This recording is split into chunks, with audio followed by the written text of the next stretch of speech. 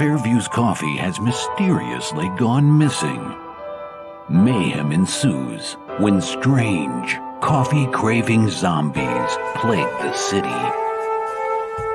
Detective Mickey Potatoes, an overworked public servant, uncovers why ordinary citizens are losing their minds and how to stop the coffee apocalypse. But it involves the mafia. And when you're dealing with mafia crime families, nothing is ever easy. The mafia controls everything in the city, including the police, including him. If he breaks the mafia, they will break him. So, the city is without coffee. The city is burning before his very eyes, but he's powerless. Detective Potatoes has the power to stop the coffee apocalypse, but if he does, he could lose everything.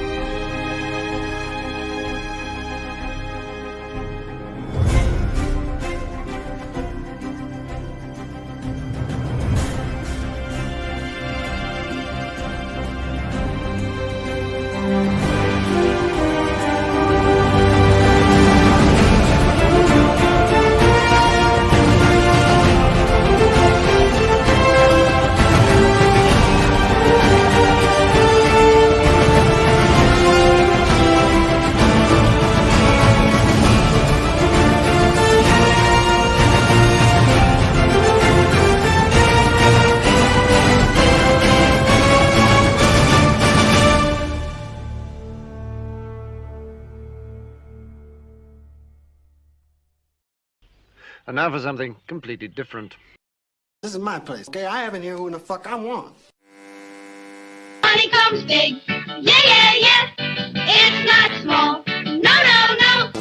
Kiss my entire... Oh, my darling, not 3 times on the ceiling if you want me. Your coffee, sir. Thanks, beautiful. You're welcome. This is a man's world.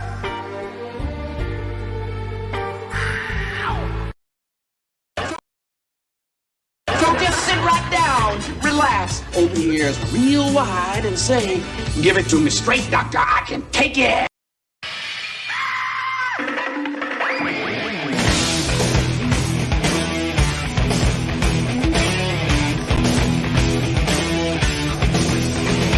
Get the chocks out from under the wheels. Flaps up. No offense, Margaret. Contact. We're off. Rum, rum. Doctor, doctor, give me the news. I got a bad case of loving you. No one hides will hit. On with the show. This is it. The doctor is in, baby! I didn't think I was gonna be, but I'm is. So, hold on.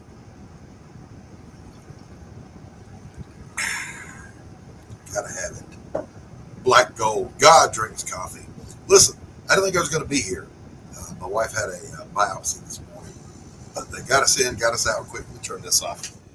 And turns out I can be here. So I want to thank Pops for being ready to go. He loaded up some memes for us. So when we get to meme review today, I'll be seeing them for the first time right along with you. So that's a cool thing. But thanks for stepping up. In the meantime, we all know I don't do this show by myself. I got to have some horsepower between the ears. I got to have a little eye candy, you know, because I'm old and I'm ugly. So let's bring out your friend and mine. Roads? Where we're going, we don't need roads.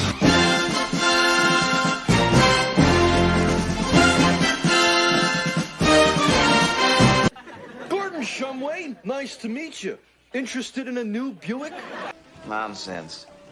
I've not yet begun to defile myself.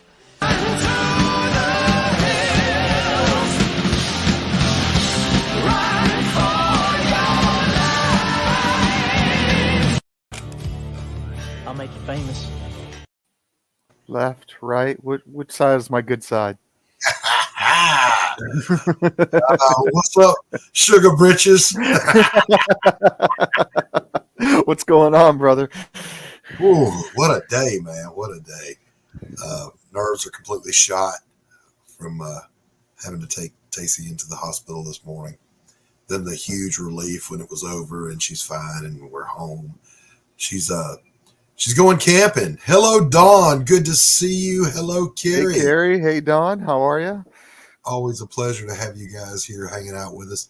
So, yeah, she said her mom and dad were there with me. And you going to go camping with us? Because they go up to Moccasin Creek and hang out. I don't go. I'm not a camping person. And I said, you should go, honey. You need some time away from me.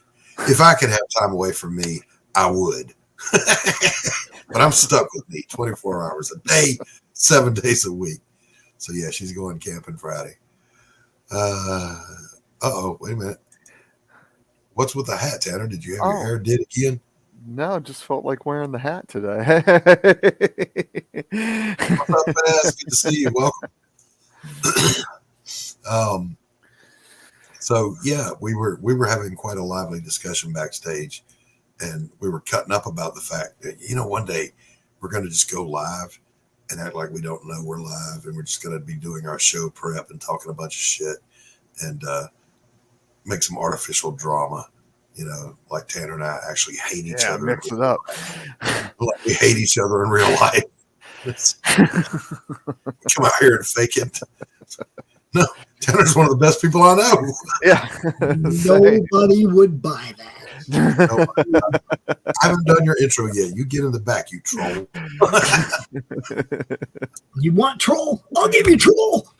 No. I'm troll. Not that troll. Where's there? Hello, everybody. Welcome to Doc's Coffee Shop. Won't you get in trouble if the boss shows up? Oh, no, it's the boss here? Hey, wait, I'm the boss.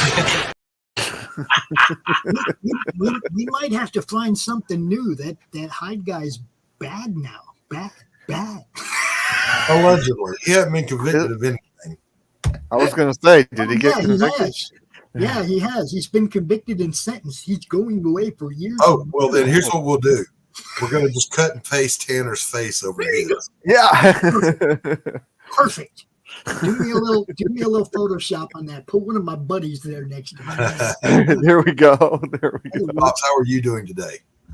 It's all action. Yesterday was super busy on the network. We had tons of views. Today's again one show after another. Hey. Very nice, very nice. So Tanner apparently has died. Rest in peace, Tanner. Did you see his face right before he left?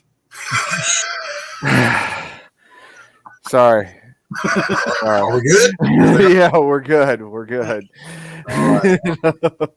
Hey, but before I go on a potential rant here, I wanted to take a moment. We're gonna, we've got our sponsors. We play their ads at the opening of the show religiously because these are good people that have spent their money to support the show. So we really appreciate those guys. But we also got to back up, the talent. So here we go.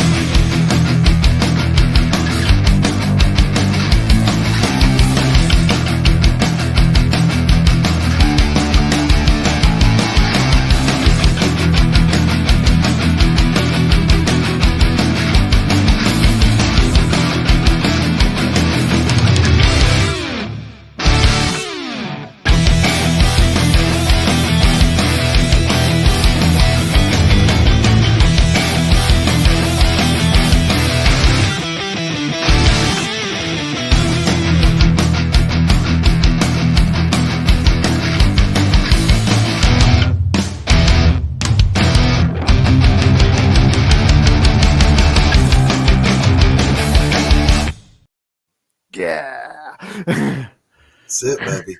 Hey, you know how some people when they're making their trailers, they do public domain music with it because it's good, public domain stuff.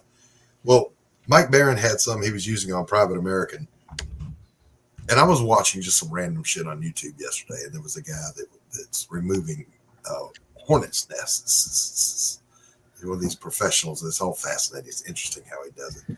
Yeah, his intro music was Mike Baron's music from Private American, and I was working, so I'm back there and I'm like, what in the hell? And that cognitive dissonance happened. Why am I looking at this guy removing hornets instead of Private American killing bad people? Why is that happening? Yeah. So, nothing wrong with using public domain music, especially the good stuff. Nothing wrong with it. But whenever possible, get original music. Now, Pariah, all original music. I wrote the first part. Some old friends of mine wrote the second part. But for my upcoming campaign, it's public domain music, but nobody's ever heard it before, so it's all mine.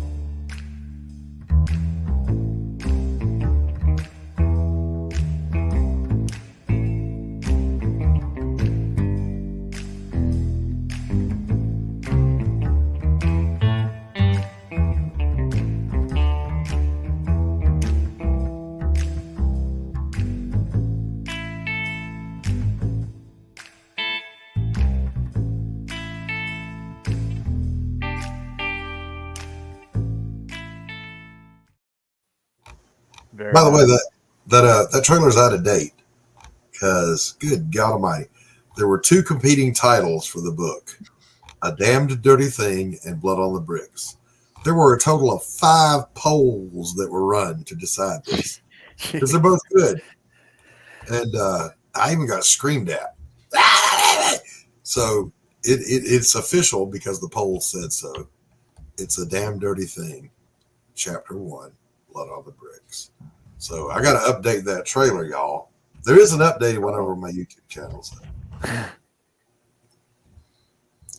I just got to fix it in here. Speaking of which, hey, Past Master Dan, good to see you, my friend. What's up, Dan?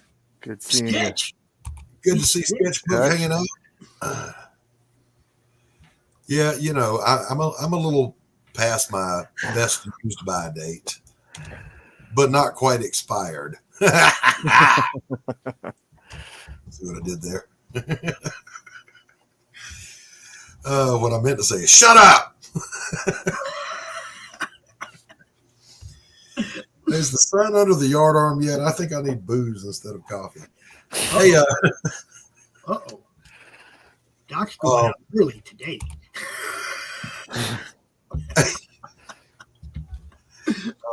There's so much cool stuff happening right now. Tanner's live over on Fund My Comic. Get over there, back Ren. It deserves it. It's a good product. Go. It's already done. It's already done. Yeah. It's printed. Hey, Tanner, when you do great moments, your great moments today is going to be Ren. Okay. All right. Bring it out. Show everybody the book. Let's get some eyes on it. You're going to make him change what he worked and planned out? Yes, I am. Because I'm the boss. He does that. Yeah. Listen, let me explain something to you. Okay? This is my place, okay? I have in here who the fuck I want. Yeah, you can have in here whoever you want. That's not what the point was. Say it. My show. Man to work. He puts together a segment for you, and you go, "Hey, I'm making an executive decision." Haven't seen the sun in 3 damn days. No, it's here too. Southwest Michigan, dude. We had an air advisory yesterday. The first time I've ever seen. I live out in the boonies. You look outside and you could see. It was like there's a forest fire down the road. Yeah. And also, you guys were under a severe tornado warning the other day. The same time we were. I was watching. If you ever get a chance, guys, check out Ryan Hall, y'all. he does a meteorology live cast whenever there's tornadic activity going on. He goes live, and he is consistently ahead of the National Weather Service in predicting tornadoes and whatever. I mean, he's right on top of it. So I was watching him because, of course, all of a sudden God hates this area and he sends tornadoes our way. That does not smell like wood smoke. Exactly. It was showing Michigan from the UP all the way down to the border with whatever other foreign country that is that you border with. So what's burning? What's going on? What's Dude, this? it doesn't smell like wood. Doesn't smell like any wood I ever smelled burning before, and I lived in Arizona for 35 years. We had fires all the time. Hey, Shadowhawk, good to see you, my brother. Sunset fires in Arizona. The sun can hit. Wait, how can you have a wildfire in Arizona when there ain't no fucking trees? Dude, the whole all in northern Arizona is trees. But even in the south, the not after the fires. all that shit, it gets so dry and hot that the sun hitting a piece of glass and reflecting into the glass can start a fire. Yeah, my buddy was telling me, he lived in Phoenix. He was telling me about a thing called isothermic inversion, where you have to run your hot water to get cold water and you run your cold water to get hot water. Yeah, I don't know how they're that both works. hot, dude. They're both hot. It's all hot. He literally said, in order to get any kind of cold water, he had to turn on his hot water tap. I don't know how that works. No, I'm not a physicist. It might not be as warm as the water coming out the tap, but it's still going to be warm. It's your hot water. Whatever your heater is heating it up to, it's going to be that temperature, obviously. Yeah, Sketch, you live out in the Southwest, don't you? Are you in Arizona, New Mexico? Where you at? Yeah, it's all pine. Yeah. Yeah. But, I was just basing that on the highly accurate and educational Bugs Bunny Roadrunner cartoons. Okay. Mm-hmm. There were no trees. Yeah, but that's trees. New Mexico and southern Arizona. Saying. All of New that Mexico left at like Albuquerque. that top to bottom, right? There was a guy, he was on YouTube early on when YouTube was just, remember the kitten that played piano? Back when that's all it was, there was a guy that posted. I don't know if he did it originally or he was showing somebody else. But he had to do a diorama for his science class about the ecology of the desert. And so he cut out some cactuses, spray painted the box brown, glued them in, and he put a cotton ball in the center. And the teacher said, "What's that?" He said, "That's the little cloud where the Roadrunner ran off."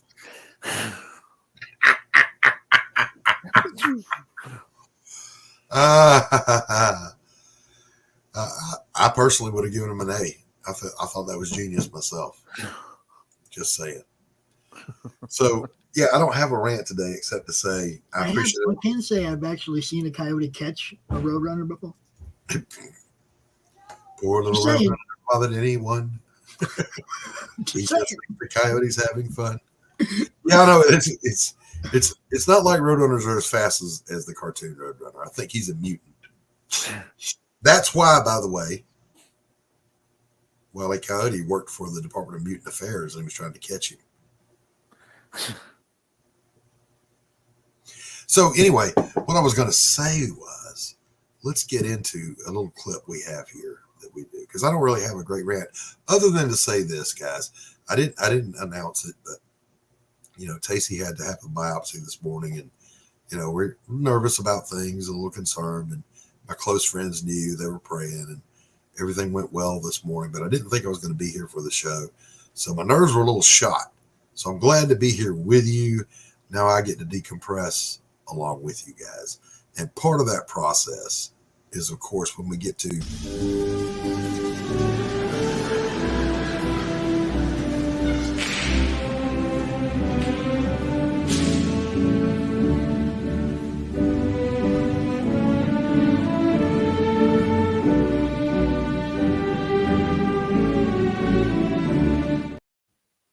heck yeah, it's time for some meme review. Well, thank you, Sketch. I appreciate that.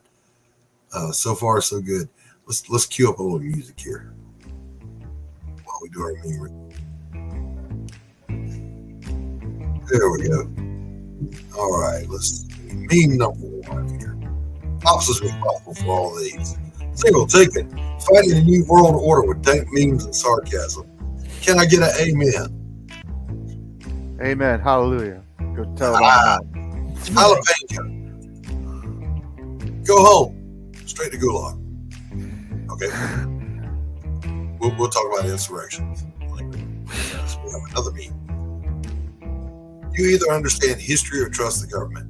You can't do both. I'm sorry, you guys can tell I took over the meme review today, but it is what it is. Yes.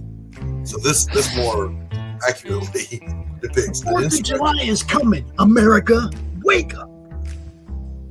Insurrection in Russia, insurrection in America. Just some chads going into the Capitol.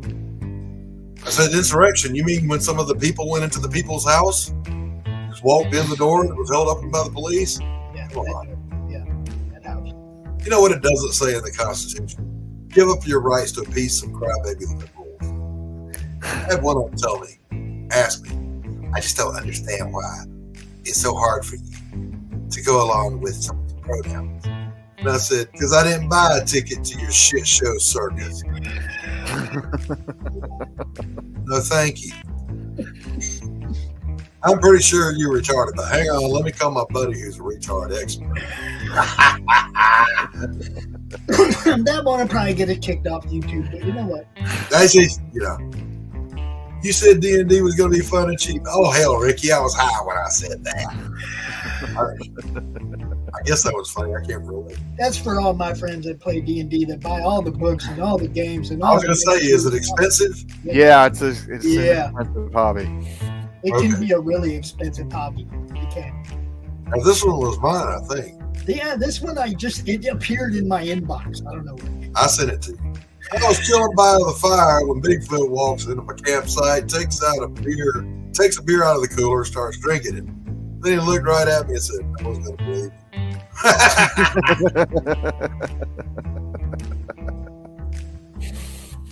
Our government is racist, corrupt, and bought out by corporations and founded by white colonists, and is a system of oppression. But if we give them more money and more control, they'll fix the weather.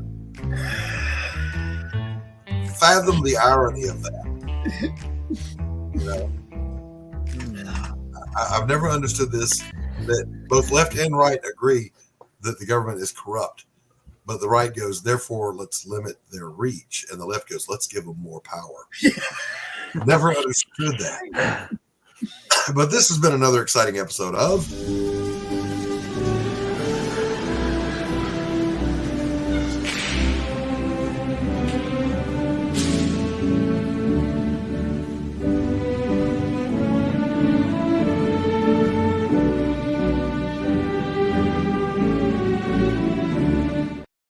One thing I do have to say, though, just to make sure the people in the back get it, the Constitution was written to protect us from an overreaching government. From the government. The Constitution was designed to set limitations on government, not to give it power. Right. I don't know if anyone's taken civics. I don't think it's not even called civics anymore. Social studies or something. Social studies, yes. I don't need to learn about how Timmy's tribe adapted to the Pueblo invasion of the Apache or vice versa. Give a shit. Tell me what the Constitution says. Good to see everybody. Good to see you. What's up, man?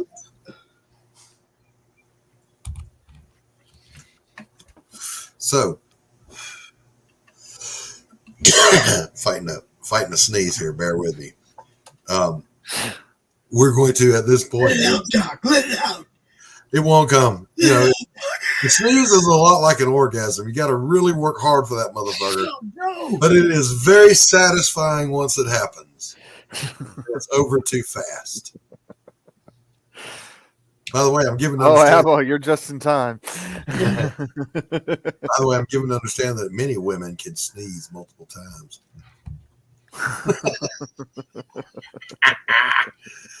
Anyway, shut up.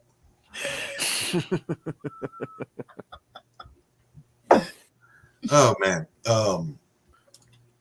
it's time, boys and girls. Are you equipped, Tanner? Are you ready? I will be.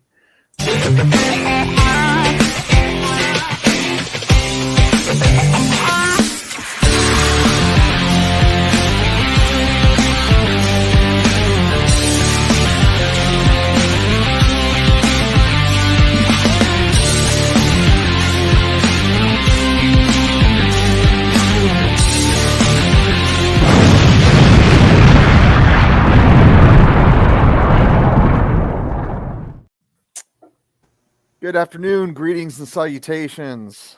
I'm Tanner Hurley with another great moments in comic history. Now today I have been executively overruled. So my original thing will be saved for next week. And today we're going to talk a little bit about my comic, Rin. Look at this. Look at it. Look at it. Look This at is it. a great Glorious. This is a great moment. You know, I'm no longer churning wrenches and all the other It's a future great moment. No, it's great, right? Future great moment. It's a future great moment. Yeah. It's a great moment in indie history because, you know, we get to go out here and make awesome comics. This one's actually done by me.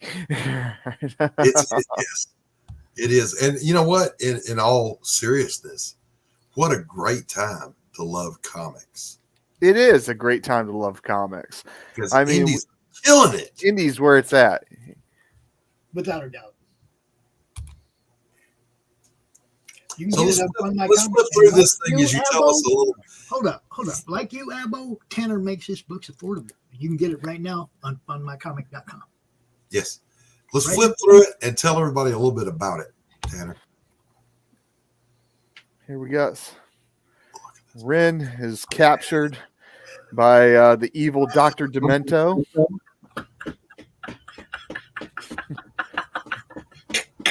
Uh-oh. The chat's overruling you, Doc. I am the oppressive straight white man.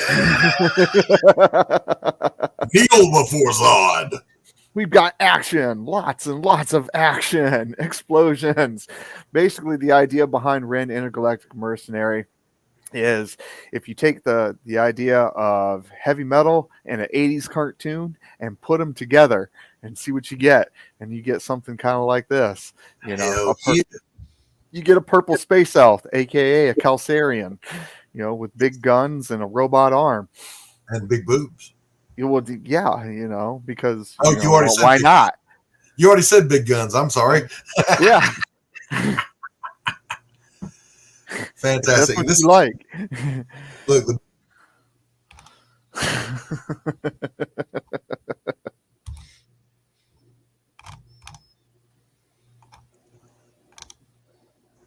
So head on over to Fund My Comic and get your copy.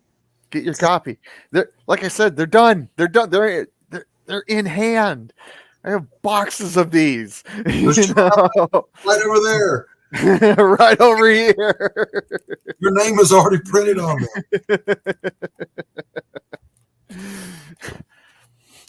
Hell. Yeah, and listen, Abbo knows a few things about sexy space ladies. Oh, ain't that the truth? You know, I'm just saying. You know, we'll have to talk. We'll have to actually. You know what? It's time to have Mo and Joe back on the show again. They haven't been here. I know. Forever. We need to Joe been dodging, man. He been dodging. He's like, I gotta get this one done first. I work. All right, and I give him that. I respect that, Joe, because I didn't say when it's ready, dude. You got to hit all the shows, not just Docs, not just Monday Madness. Yeah. You got to circuit that. And of course, the most important show is always the podcast. It won't rust, bust, collect dust. Kink, stink, turn pink, or out. It seems a rainy season for 90 days, or your money gladly refunded. Get over here. I'm gonna make Doc and Rich do a show together so they can both be right about how great they are. I'm absolutely right. My show is. It is a sorry dog that will not wag its own tail. Period. Hey, all the shows on the Madness are great. If you don't think your show is the best, then why are you doing a show? Oh, the shows on the Madness are great. Yeah, I'm just saying. Uh-oh, look at that. Right now, hey. Coming in with the wisdom. There were no A or B cups in the 80s. Absolutely right. Absolutely right. Hey, even Wilma had a rack, yo. Wilma was stacked. But I'm scared of redheads, so now I'm a Betty fan. I'm Team Betty. So this has been, by the way, another episode of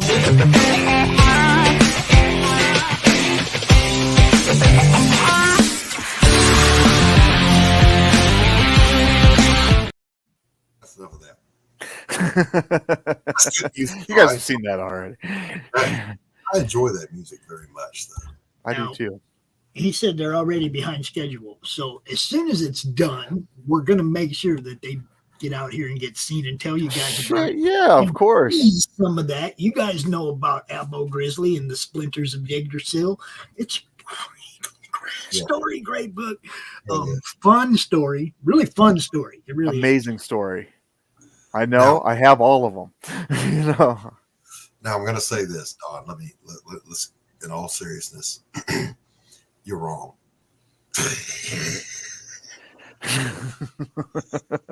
I love Laurie.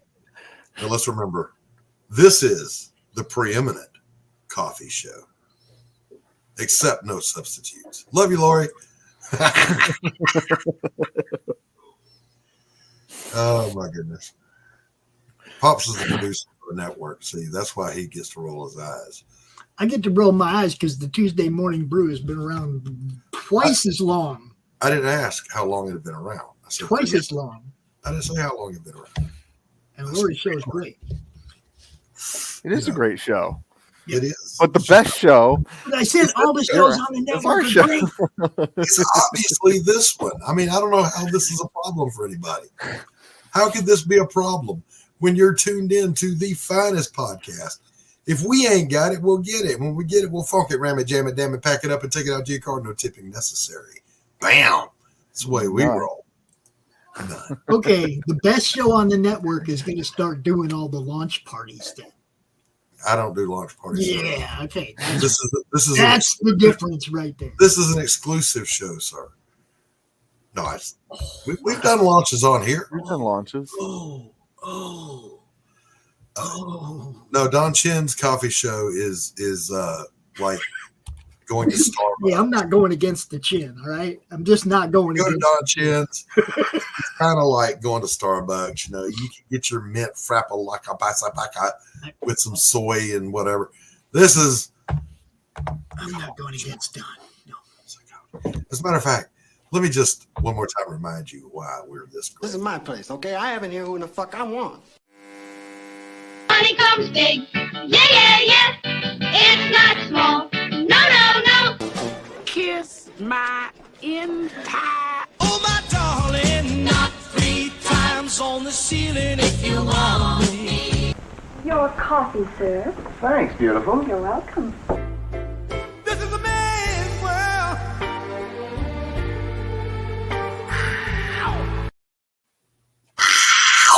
Ow.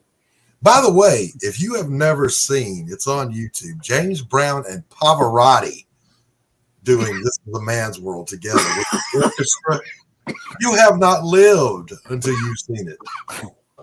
That was good. Yes, it's awesome. Truly awesome. Yo, I respect Don Chin very much. I consider Don a friend. However, it's my show.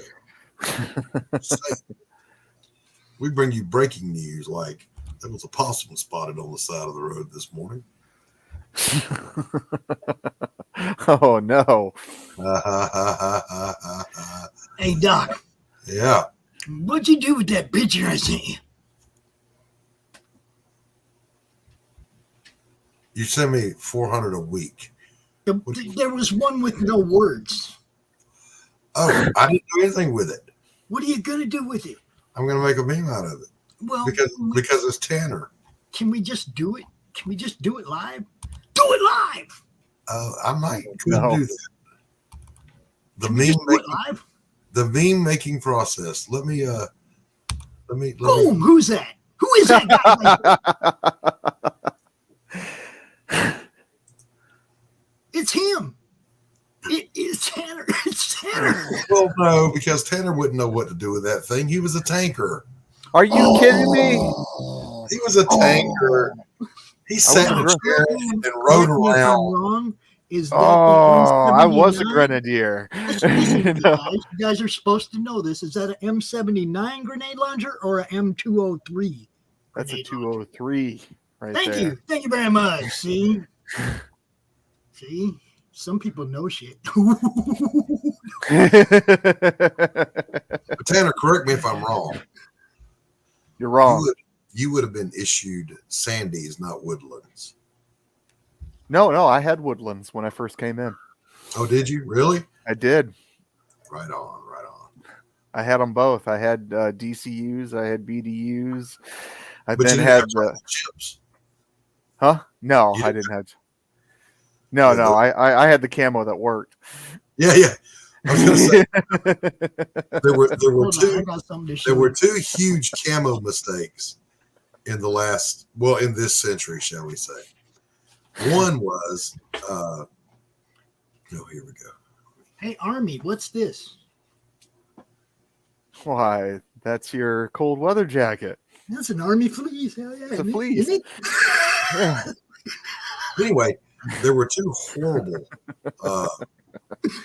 camo mistakes. And one of them was the Navy's blue BDUs. Now, I'll clue you in on this. You can look it up. I'm not going to pull up an image of it right now. Horrible. But here's the problem with it. Okay. Well, no, first let's talk about what it was good for. It was good for, it's the exact same pattern as the blue tile that's on every floor of a Navy ship. So if the chief's coming down the hall and you've been just goofing off, just hit the deck. He won't even see you. He'll walk right past you. But here's the problem with it. If you're on the ship, you don't need camouflage of any kind. Okay? It's not like the enemy's on the port side and you're on the starboard side. What if the enemy boards the ship and you hide the same way in the hallway? They'll walk right by you. But then here's the drawback. If you fall overboard, they can't find you. It's going to be fucking hard to spot. Chances are on a big Navy ship, if you fall overboard, you're in the propeller anyway. No. That's a myth. So yeah, that was mistake number one. But then here was my favorite, and this wasn't in the 21st century. Desert Shield starts happening. And we begin to send to the desert everything in the American arsenal, which is painted for the last war, which was Vietnam. So we're over there with woodland green and tiger stripe and everything in the world except sand colored stuff. Jungle. So this guy did a cartoon in the Navy Times magazine that said, No, Ahmed, don't shoot at that. It is just a flying tree.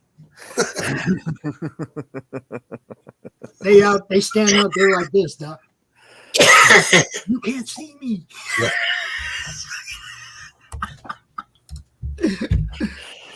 The worst were the Army's ACUs, digital camo. That didn't blend in with any. Well, the idea, and we got told this later when we were testing out some other gear. The people who designed the ACUs mistakenly told us that they were the people who designed the uniform that we were wearing, and it just erupted into, well, why did you do this? Why did you add Velcro? Why did you add that? We make all this noise.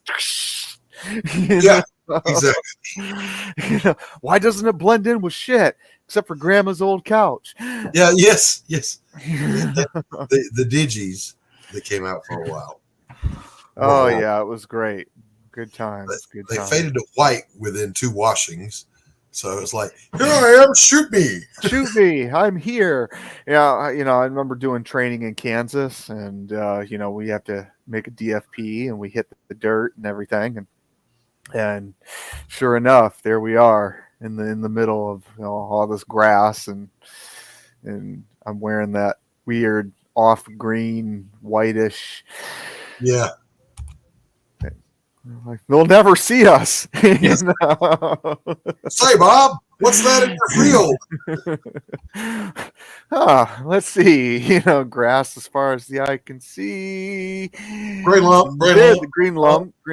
Okay, there they are. There they are.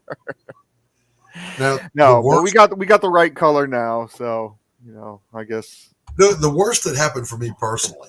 And this was all even before Desert Shield, but we were in Woodlands, right? Your BDU issue, which we didn't even call them BDUs, we just called them camo.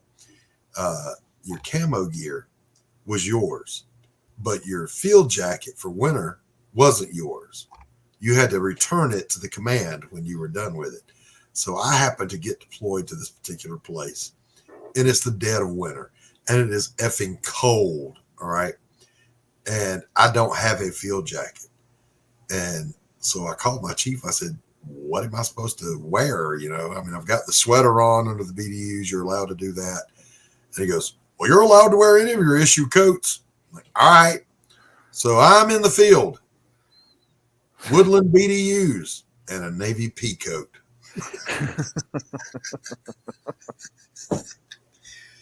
The strange thing is it was remarkably good camouflage because that bitch is blacker than hell and reflects no light. This is true. Maybe I'm onto something here. I don't know. That's a ridiculous topic to be on anyway. Who cares? Let's see what kind of garbage sketch is spouting. Maybe don't need BDU for ship sailors. It's like Doc with Marines. Should just use the Marine BDU. Yeah, I mean, I get the joke, but we really did. We just wore, because I was FMF, we just wore whatever the Marines wore. Yeah. Yeah. Well, we all used to wear the same one, and we just had different name tags. Different covers. We had different covers. That's true. Yeah. And we roll our sleeves differently. Yeah. The Army's way makes much more sense because it just goes right down to buttons. I got something to show you guys. This is funny. Holy crap. Were rolled up with the 3-inch, the credit card. Okay, here we go. What we have here survived the stampede and got into the local IMAX screening of Indiana Jones.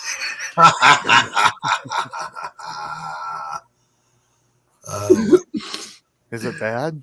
Is it that bad? It doesn't look like there's anybody there. Yes. Yeah, the turnout for both The Flash and what I'm hearing about the new supposed Indiana Jones movie, the alleged Indiana Jones movie, ain't good. Listen, I'm sorry, but it's just this simple. If you want good entertainment these days, it's indie or nothing. Yeah. You're not going to find it as long as there's DEI, inclusion, pronoun, purple-haired, rainbow, bright, foo-foo people running the world. As long as ESG continues to be a thing, you know, that's just the way it's going to be. I want everybody to realize that they can buy tickets to their own movies. They can make sales look like whatever they want sales to look like. They still can't put butts in seats. That picture is telling. Okay, they might come out with these unimaginable box office numbers. Well, even if the picture says Ticketmaster bought most of them and nobody bought them from them. Well, let's pretend for a moment though, because this is a common point that I make. Let's pretend it sold out every theater on the planet. That still does not mean it's any good. No. Popularity is not the same as quality. But see, the whole thing is this is the screening. This is like, you know, if there's going to be any excitement, it's before we see how bad it is. There's no excitement. They have lost their audience. Yes. Yes. Well, I know we talk about comics and, you know, superhero related type stuff, but I'm not going to lie. I'm kind of getting burnt out on the movies that they're making because there's no originality to them. And they're just not good. Same crap. Yeah. You know. And it's just I don't want to see Uncle Ben get shot again. I really don't. Yeah. I don't care. You know, if you think about it. We saw it by Sam Raimi, and it was great. I watched No Way Home, and I mean, I was like, "Oh my God, Aunt May is dying." If she opens her mouth and says, "With great power comes great responsibility," and then she opened her mouth, and with great power comes great responsibility came falling out of her mouth, and I'm like, "Are you shitting me?" But at least the other two Spider-Men went, "Yeah, my Uncle Ben said that to me." Yeah. So you know. It's reached a point where if they don't, I'm sorry, I have to back this up. They don't care if it makes money. It gets them an ESG score. That's what I mean. They can buy their own tickets. Ticketmaster can buy a big old block of tickets, but if nobody buys them and there's no butts in the seats, well, they don't have there's no longer a need. What people don't understand about ESG, they hear that thrown around some. Understand this. during the Obama administration, he repealed the part of the ESG Act that requires CEOs and boardrooms to turn a profit for their investors, and slipped in this thing about environmentalism and diversity, inclusion, and equity. So that began to matter more than making a profit. I'm going to assume that Carol's talking to Carrie and Don in the chat. I'm just going to assume that. If not, I'll just slap her back down to the basement. No problem. Okay. When is yours? You're supposed to take that line. And immediately, the result of that was you began to see this spiraling down of, well, I mean, if we don't have to make a profit for our backers, for our investors by law anymore, and we can only get more money, loans, grants, whatever, if we have a higher ESG score, which translates to higher DEI score, then that's what we're going to do. The result? Complete shit media. Entertainment media is shit. It's just, indies. If you don't care about your audience, you're not going to sell a lot. If you don't care about your customer base, it doesn't matter what your product is. If you don't care about your customer base, you're not going to sell a lot of product. Right. Now, fortunately, boys and girls, and we are a little bit about the culture war here, as in 100% about it. Some places stupid are feeling the sting. Bud, sorry about your luck, but you planted that flag, so you die on that hill. All right. Target, same thing. And now, again, I know, Sketch. She keeps finding ways out of the basement, though. What am I going to do, man? She's wily. I think I starved her too much. She's so skinny she can slide under the door now. He's easily distracted. That's actually pretty true. You know, Doc, you remember back when Kate was going to be your third? Yeah. You should bring Carol in as your third on this show, dude. Get me. Well, the problem with that, though, is I really don't like Carol. Oh, okay. It's all in the delivery, boys. See how that worked? Bam! I don't know. I'm kidding. I love Carol to death. Wow, she says.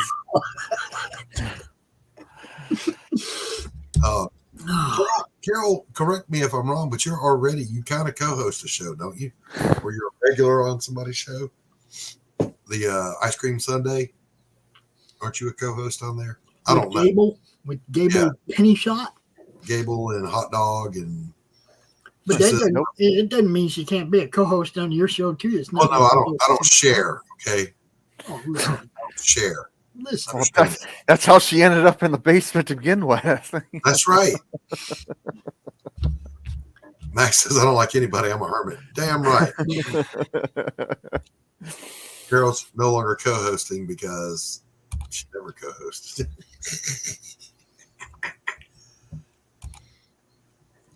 All right. She just hangs out in the chat. Hey, we've kind of reached that point in the show where we throw it open. So we're going to do this. We're going to throw the link out there if you want to come in and talk. The topic has suddenly become, but I'm going to put a finer point on it. We're talking about the decline of the need to satisfy your investors and your customer base, giving way to ESG scores. But I want to talk about that in the macro because I've got some thoughts on that. So I don't want to talk about just, Marvel making shit product now.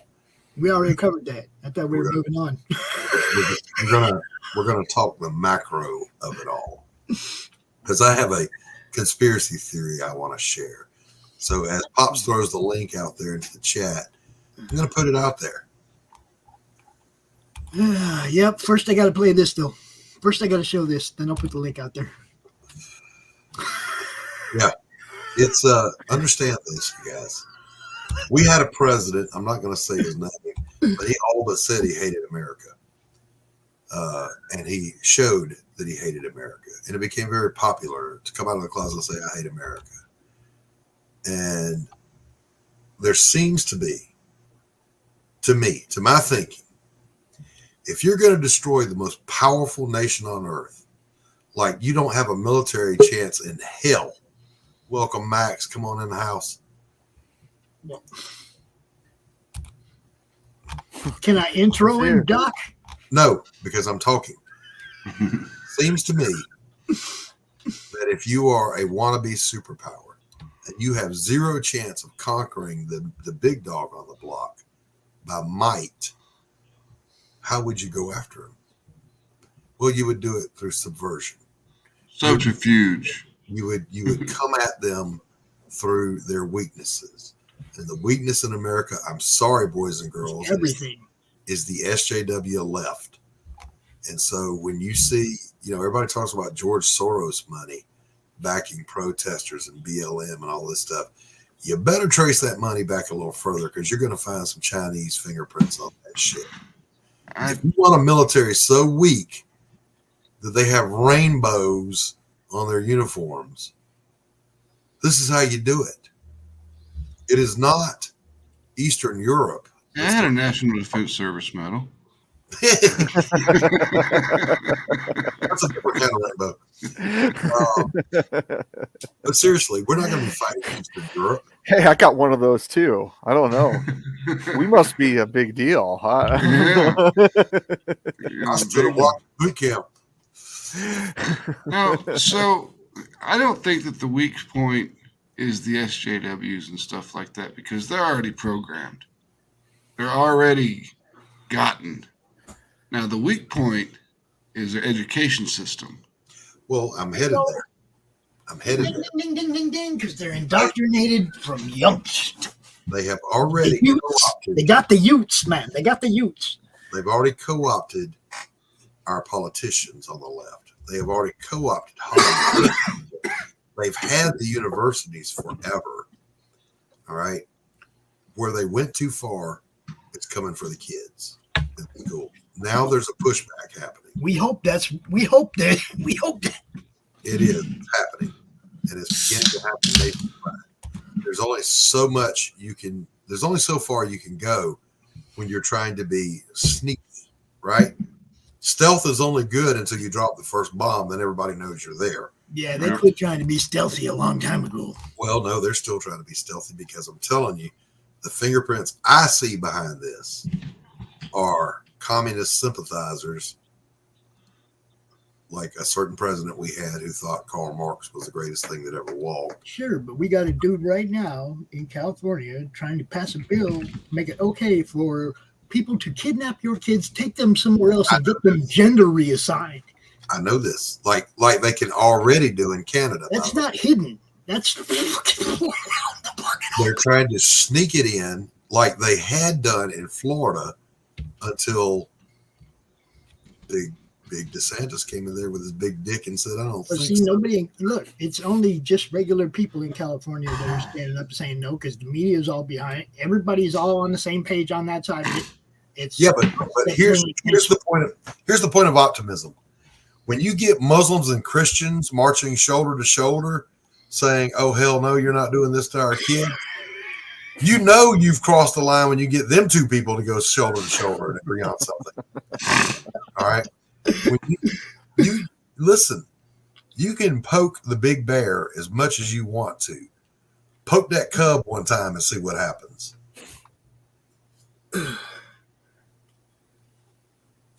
Ron DeSantis is a steely-eyed missile man. He says Ron Dick Santis is a useful idiot. I don't think so. That dude, balls of steel, and not the only governor, but the first governor to really stand up and say, "No, not in Florida. You're not doing it here." Now, I was watching, by the way, yesterday. What's not Laura Southern? What's the kind of cute little chunky girl that says, "You know, I carry," right? And scared that leftist to death. I can't remember her name right now. Bayhart or whatever. Yeah, I forget her name. She was at a rally, and this girl stepped up on her, and that girl didn't miss a beat. She goes, "You know, I'm Carrie, right?" The girl went. She was letting her know, "Don't step up on me. I'll pop a hole in your ass." But anyway, she was interviewing this one of the foo-foo people. And the foo-foo person was talking about what a communist dictator Ron DeSantis was, because he was banning books and doing censorship. So, so she handed her one of the books that was banned and said, well, read a sample from here. And the girl started reading it. And I will not repeat it on this channel because I'll get the whole network struck right off of YouTube. That's how vile it was. And it had to do with minors. And the girl was just flabbergasted. And she said, all right, now hear this. This is critical. She said, are you okay with that being taught to kids in elementary school? And the girl, instead of going, no, I didn't know that was one of them, and adjusting her thinking, the cognitive dissonance was so strong, she went, oh, you're one of those communist DeSantis supporters, and ran away with her hair on fire. People we don't care about. That's literally like somebody saying, hey, there's a cobra about to bite your ankle. Let me save you from it. And you go, you're wearing a MAGA hat. I'd rather get bit by the snake. Now, I found your publisher in a photo. In a photo over the weekend at the Garden State Comic-Con. Yes. I want to show that because this is cool. Yes. Okay. I wish I could make this bigger, but I don't think I can. I will try. We can make it a little bit bigger. Let's do this. Try. There we go. That's about the best I can do. But you see down here on the lower right, we have our boy. It's Anthony. My publisher. Look, we got Billy and Graham and Ethan and Dan and Cecil and Robert. Holt, man, come on. Everybody's sitting at this table enjoying steaks, and somebody has something mean to say about it, right? Of course they do. Okay, somebody has something mean to say about these guys celebrating the success of what they do and enjoying the fruits of their labor and having a good time. But I want to focus on what I said right below that. So I have to zoom back out. Okay. The difference between these two pictures is that one of these pictures is full of talented people eating steak who have actual credits in books that are worth money and that continue to be worth more money. The people in the other picture have books that are in the dollar bin the next month. Bam! Comics broke them. Sorry about your luck, but the guys on the right look like they're having a good time. Okay? Yeah. And the people on the left the ones on the left are all out here crying about how the comic industry has made them poor. Yes. Maybe you were spending money outside your means because you thought you were making a whole bunch of money, and now the economy it costs a lot more for an apartment. No, you can go right now and drive a forklift at a warehouse and make more than a Marvel editor. All right. The guys on the right, the Comicsgate guys, started with nothing, used their talent and their raw ambition and created products that buy houses. With no marketing, no marketing conglomerate behind them, no brand that's so recognizable that people pull the crap off the shelf, whether it's good or not. Right, exactly. Okay. And they did it from scratch. Now, you can hate that if you want to, but no, you can't. That's Cecil's sketchbook. On the left with the hat, that's Cecil. That's Cecil. You can hate that if you want to, but you can't deny it. That is what success looks like. Yeah. And look, they even invited the little guys. Yeah, Anthony and Lasmat, they were there. Yeah. I mean, Lasmat wasn't there yet. I gave him some crap. I was like, man, why'd you guys make Lasmat take the picture? But he said he hadn't got there yet. So. Okay. Well, Lasmat was there, though. Yeah. So people had something negative to say about the picture? Look, did you see it? Did you see the headline of the picture? Oh, that guy's a fun card anyway. Different day. I don't know what they're talking about. Exactly. Basically, this guy, Thomas Roylup, who has a wonderful reputation, says, well, they're all gay. That's what he's trying to say. Oh, okay. As if you're looking at parody there. You're not looking at parody. You're looking at a bunch of desperate ESG DEI hires who are losing money hand over fist and can't create a fucking thing versus the cream of the crop of independent creators who make more money on one book than Marvel makes in a quarter Period. See, now if I was going to mock the picture, I would say something like 20 years total of late books sitting at one table. But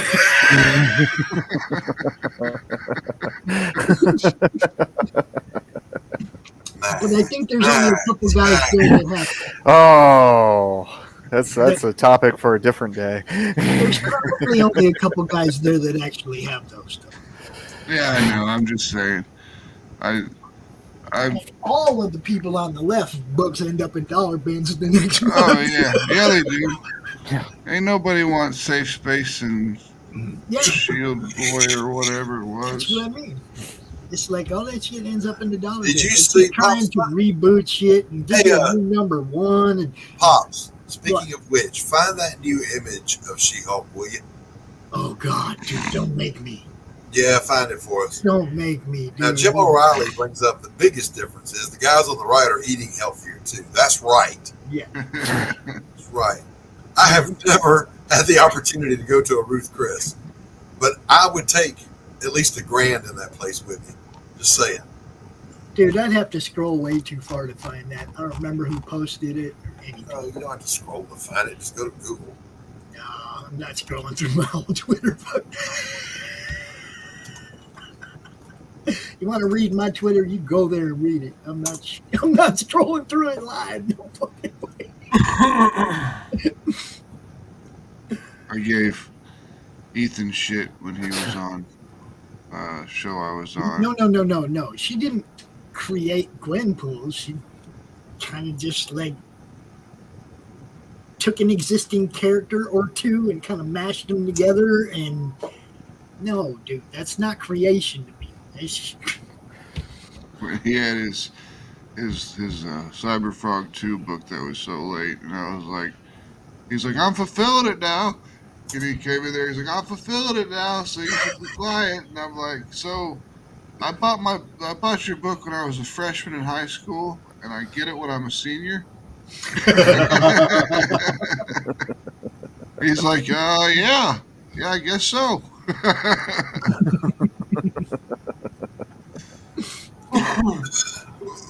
But you got it.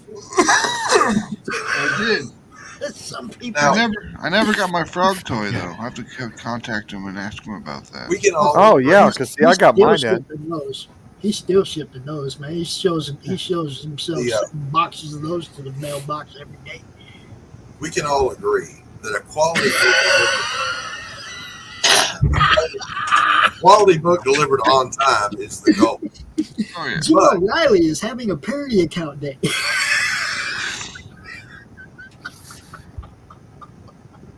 But failing that, perfect goal, a great book on time. I will take a late great book over an on-time piece of shit. Yep. 100%. I mean, I'm willing to wait for quality. I'll take the book. It's good. Hey, sometimes a book comes and I'll be like, damn, I forgot I bought that. That article. But I don't care because once I've read it, it's like then I got what I paid for. Yep. I was talking to Anthony. I said, no one has come at me with late book because I'm not late. But people are excited for Pariah, and I'm glad that they are. But someone said, damn, Doc, when are you going to start fulfilling? I'm like, fulfilling? We just got the money 2 days ago. Yeah. So I shared that with Anthony, and Anthony goes, dude, we haven't even announced a release date yet. We're in no danger of being late because there's no deadline. And I was like, oh. See, Anthony learned something. So you finally got your money? Campaigns. Finally. Yeah. That's good. It's one of those things where I'm not a publisher, and I'm glad I'm not. Okay, all I got to do is tell the story. I let other people that are far more talented and competent than I am worry about printers and deadlines and fulfillment and all that stuff. Stephen and Max are both publishers. God bless you guys at what you do, because no, not me. I think I could handle like being an editor-in-chief over a bunch of titles, keeping them on track story-wise, but herding cats as a publisher, Oh, hell no, I'm not doing that. There are days. There are days. Jim O'Reilly, by the way, was I was on Facebook. He posted a picture of one of Frank Frazetta's reference sketches, and I had commented on it because this is the thing. Apparently, there's a debate going on about, oh, you use reference images. Yes, there's every great master in the history of history uses references. What are you talking about? Yeah. You don't pull every image off the top of your head and think for a moment. You always have the best image. You ever seen those people like sitting still with the painter painting them? It's a fucking reference. Yes. Look, let me give you a couple of examples. One, Frank Frazetta, of course. This is the one Jim O'Reilly was about. Frank Frazetta used references, life models. Alex Ross uses life models. Degas refused to pick up a pastel until he had gone into the Louvre and copied the masters hundreds of times. So he felt somehow competent to do what he did. And I don't know, he's just one of the fathers of the biggest art movement in history. You know, of course you use references. Of course, if you have any sense, you use it. Now, I don't take Tanner's art and copy it. That's not referencing. That's aping, and that's a no-no. We don't do that. But if I look at a drawing, let's say Max did, and I go, wow, I like the lighting in that, and I copy his lighting on my figure, no harm, no foul. That's a lighting reference. Yeah. So, don't let anybody give you shit about using references. That's crazy. Look, back in the day, when I was doing comics in the 90s, I had a filing cabinet full of magazines. Better Homes and Gardens, Southern Living, Playboy, it didn't matter. If it had something I could reference to draw, I used it. Now we got Google. Yeah.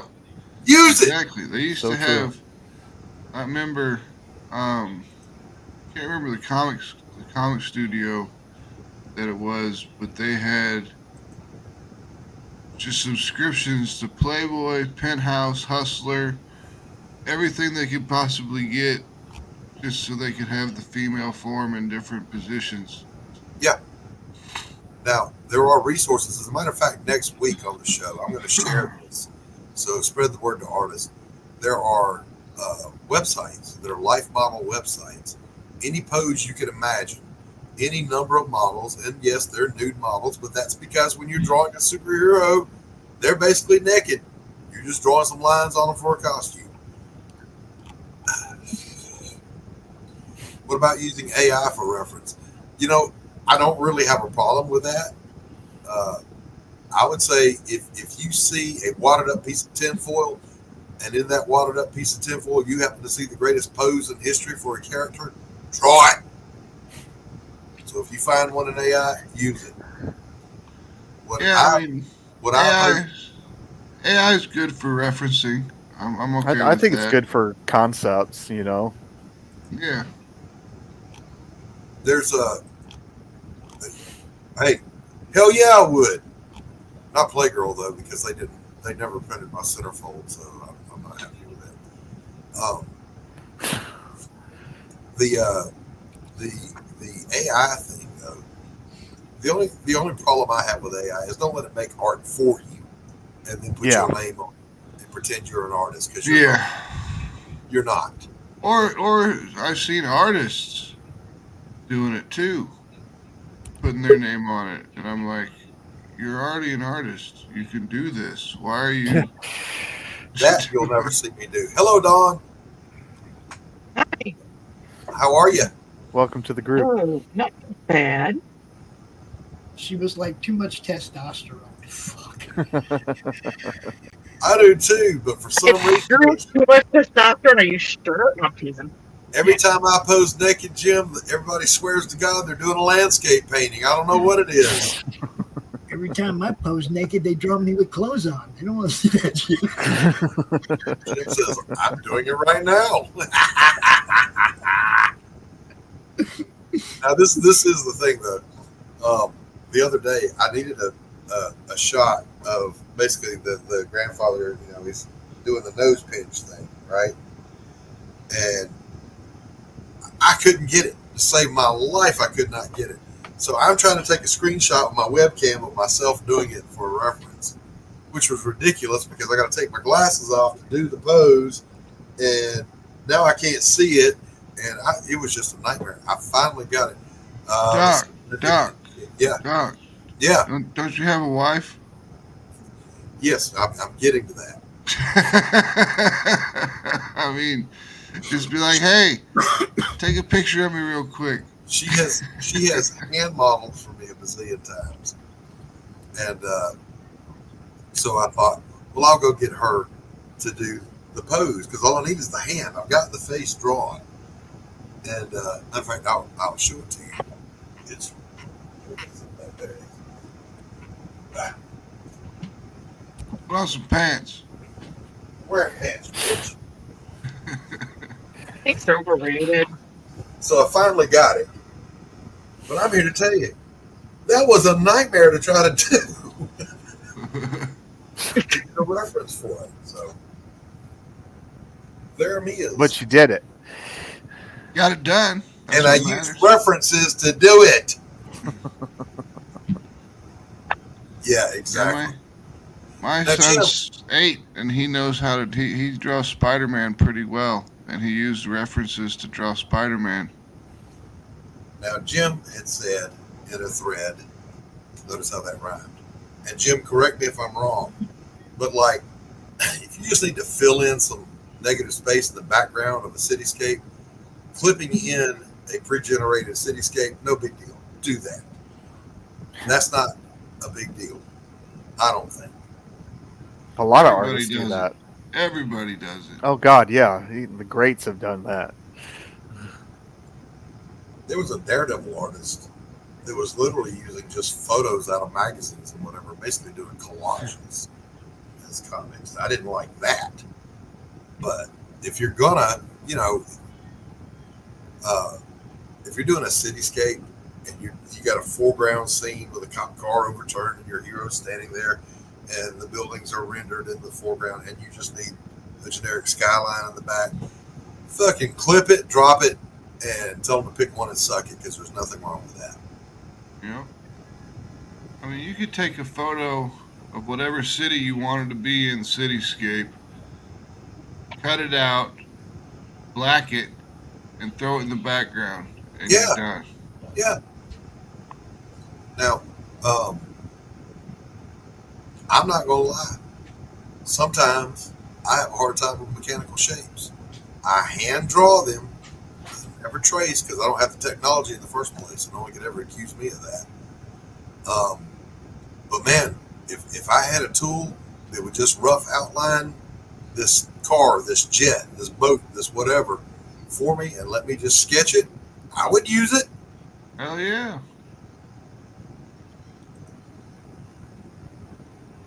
Yeah, exactly. I mean, I've seen artists use like entire building backgrounds, that they pulled in from images that they own. Right. They've purchased the rights to use these images. Yeah, yeah. So, or I'm okay with that. If you now this was in the fine art community. You don't work from photographs when you do a painting unless you took the photograph. That's a hard and fast rule in fine art. You can paint anything you want to, go stand in front of it and paint it, or paint from a photograph, but you had to be the one to take the photograph. And I think that's the line I would draw for using something in a comic book the same way. If I took the photo, it's okay. Yeah, that could work. I can see that. I mean, personally, I would be okay with someone who purchased a stock photo because they paid for it. Yeah, if you pay for it, then you own it. That's cool. But it's like, again, take that back to the fine art world of painting. If Max is the photographer, I could contact him and say, hey, dude, I really love this photo you took. Would you mind if I did a painting of that to sell it if I give you attribution? He's going to say, yeah. They always do. But there's also, that's just being polite and being a non-asshole human being. Exactly. Wait, non-asshole human beings? A non-asshole. So, as we come to the end of the show here, I'm going to throw a little bit of a quasi-rant out there that I've said before. When they tell you to eat the bugs and not the steak, tell them to fuck off and die. When they tell you got to buy an EV, you go roll coal with a diesel. All right? When they tell you that you got to respect their pronouns, just say no because you don't. Okay? Take a stand. Be somebody. Don't let a vocal minority destroy Western civilization.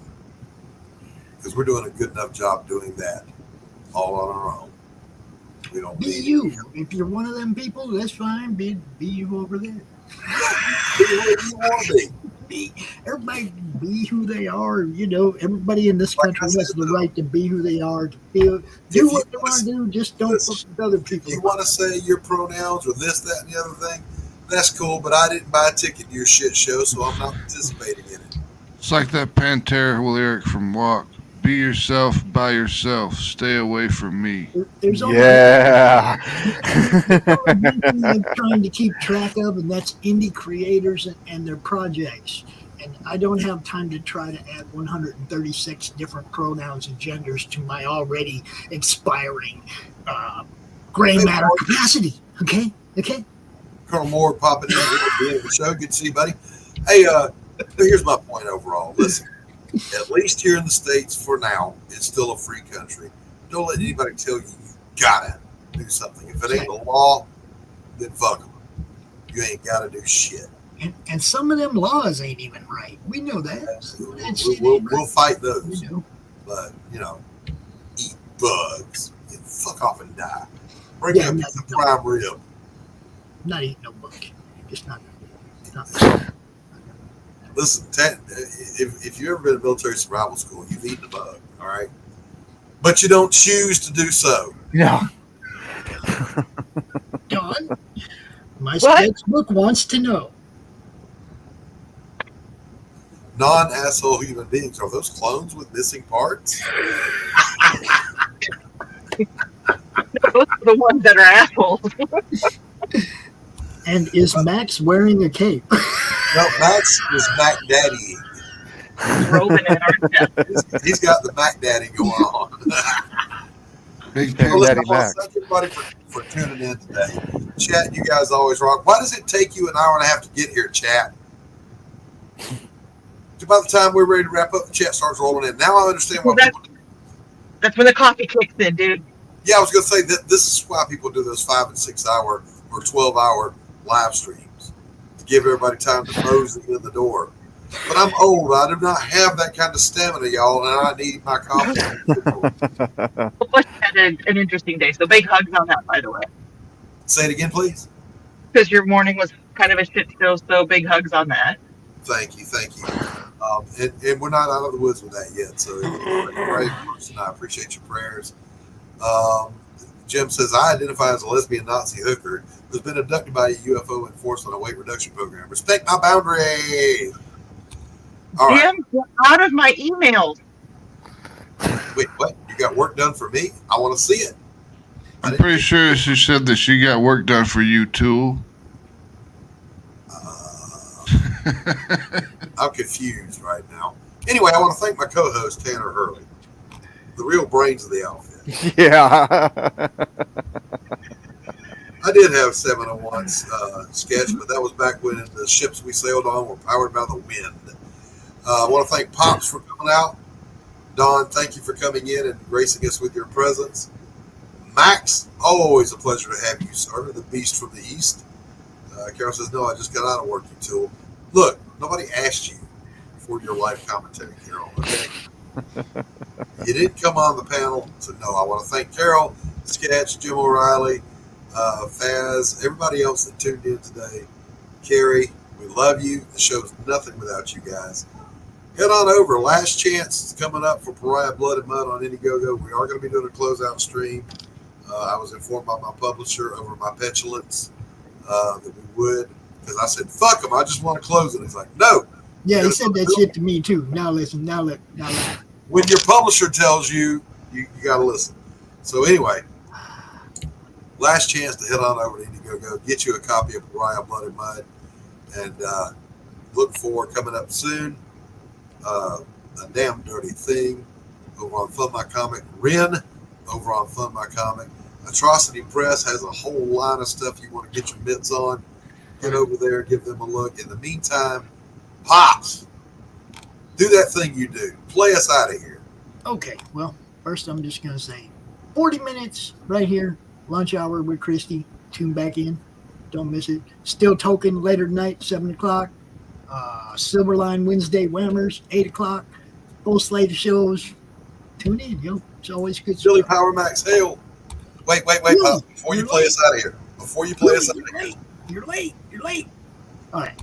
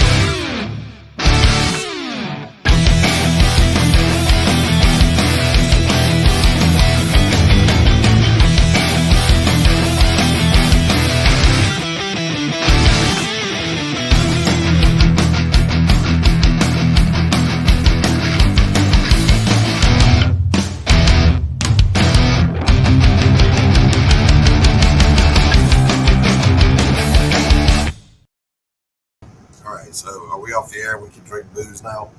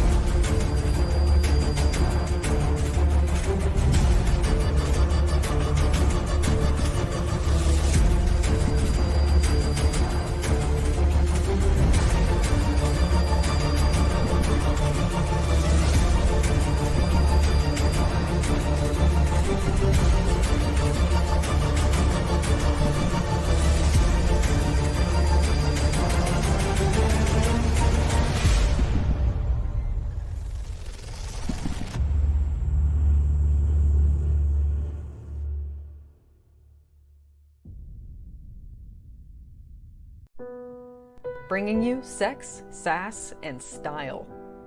Buckle up and unlock your imagination for a fun adventure with these death-dealing dames. They sail the galaxy in search of spoils. The most dangerous acquisition, and the most fruitful, are the legendary Splinters of Yggdrasil. The Splinters are magical artifacts forged from the Tree of Life that wreak havoc on the universe. The missions are perilous, but the bounty is glorious. Enjoy our hyper-fictional wonderland. How is a pirate ship sailing through space? 'Cause magic. How do they heal so quickly after battle? 'Cause magic. How are they able to communicate through jewelry? 'Cause magic. It's all about the characters. Abo, rough, robotic, ready. Mo, carefree, callous, courageous. Mistress Graven, daring, diplomatic, dominating. Betsy, academic, accountable, aristocratic. Nefara, ancient, assured, adrenaline junkie. Bruto, proud, prominent, protective. Fisty, independent, incendiary, invigorating. Roxy, superficial, scarred, secretive. Once you get to know this diverse crew of mythical miscreants, you'll be anxious to find out what trouble they'll get into on the next episode. Go to AbboGrizzly.com and order both halves of the first episode today. The Civil War was America's bloodiest conflict. Over 500,000 died to preserve national unity. When the war ended, Confederates like Harley Brogdon headed west, shooting game for the Army and gambling. When a card game turns deadly, Harley shoots in self-defense, killing the card sharp who threw down first. Wilfred Knorr, the card sharp's wealthy father, will stop at nothing to see Harley hang. Harley flees to Cobb's Gap, an old silver mining town at the foot of the Rockies. A remarkably peaceful town, especially after dark. But the sheriff harbors a dark secret, and no one dares go into the mines anymore. Cobb's Gap is full of secrets. People speak in hushed tones of something in the mines. Something worse than their cursed sheriff. Something even the Indians fear from the deepest pits of hell. Every secret will be exposed. Bronze Star. Order your copy at bronzestarcomic.com. Comic Books for Kids provides comic books to kids in hospitals and cancer centers across the U.S. It's a place where we can all work together to make sure every child has a comic book. 100% of all proceeds go towards the kids. It's about making a difference, and while they're in the hospital, allowing them to fly like a superhero, battle dragons, or rescue teddy bears. We are in every state in the country and now support over 160 hospitals. Every month, we add more. Visit cb4k.org. How do you end this thing? How do you put the... where's the brakes on this bus? I forgot.